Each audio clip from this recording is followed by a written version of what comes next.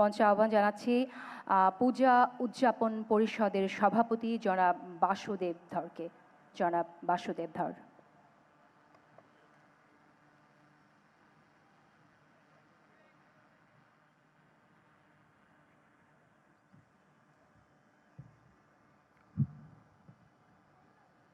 সবাইকে আদাব, নমস্কার। আজ একজন মৃত্যুঞ্জয়ী রাজনীতিবিদের নাগরিক শোকসভায় আমরা মিলিত হয়েছি। শোকসভার সম্মানিত সভাপতি এবং উপস্থিত সুধীবৃন্দ, শুরুতেই আমি প্রয়াত এই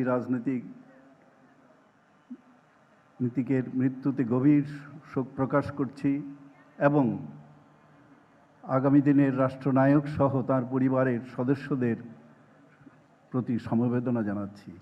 এই শোক শুধু ব্যক্তির নয়, এই শোক তো গোটা জাতির, এবং ইতিমধ্যেই আমরা তা লক্ষ্য করেছি।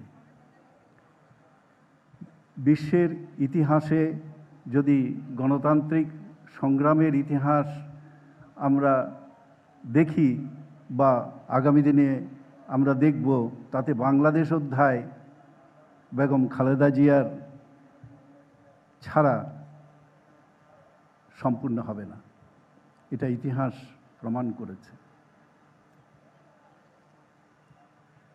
আমরা গণতান্ত্রিক সংগ্রামে, বাংলাদেশের অধিকার প্রতিষ্ঠার সংগ্রামে তাকে রাজপথে দেখেছি এবং সেই রাজপথে আমরাও ছিলাম। সম অধিকারের দাবি দিয়ে আমরা সোচ্চার হয়ে এবং তার সহানুভূতি পেয়েছি। বাংলাদেশ জাতীয়তাবাদী দলের পক্ষ থেকে তিনি আমাদের পাশে দাঁড়িয়েছেন বারবার। যেখানেই অধিকার খর্ব হয়েছে সেখানে আমরা তার সরব উপস্থিতি লক্ষ্য করেছি। মৃত্যু বেদনাদায়ক, কিন্তু সব মৃত্যু চাইতো যেই মৃত্যু মানুষকে মৃত্যুঞ্জয়ী এবং আরও প্রতিবাদী হওয়ার অনুপ্রেরণা যোগায়, তারা ইতিহাসে স্থান করে নেন। বেগম খালেদা জিয়া এইরকম একটি নাম। আজকের এই নাগরিক শোকসভায় যারা উপস্থিত হয়েছেন তারা বাংলাদেশের বিভিন্ন মতের হয়তো এখানে রয়েছেন।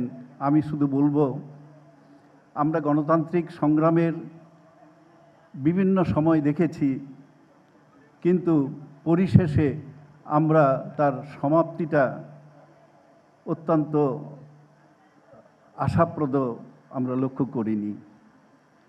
আজকে আমরা এক নতুন পরিস্থিতিতে, আমি একটা কথা শুধু আপনাদের কাছে নিবেদন করতে চাই, এবারের গণতন্ত্র প্রতিষ্ঠার সংগ্রামটা যেন আমরা হাতছাড়া না করি, এবং এটাই হবে বেগম খালেদা জিয়ার প্রতি সর্বোচ্চ সম্মান নিবেদন, সর্বোচ্চ সম্মাননা এবং তার প্রতি শ্রদ্ধা নিবেদন।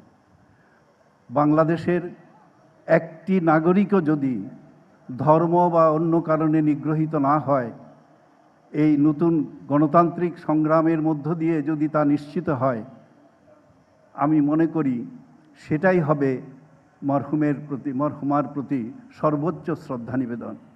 আজকে যারা উপস্থিত রয়েছেন, আমি জানি আপনাদের মাধ্যমে এই বার্তা ছড়িয়ে যাবে যে আমরা আগামী দিনে এক নতুন ইতিহাস গড়ব।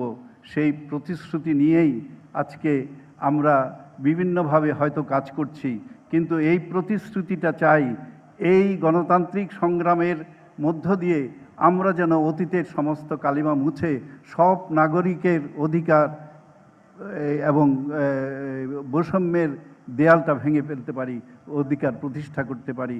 তবেই হবে এই রাজনীতিবিদের প্রতি সর্বোচ্চ শ্রদ্ধা নিবেদন।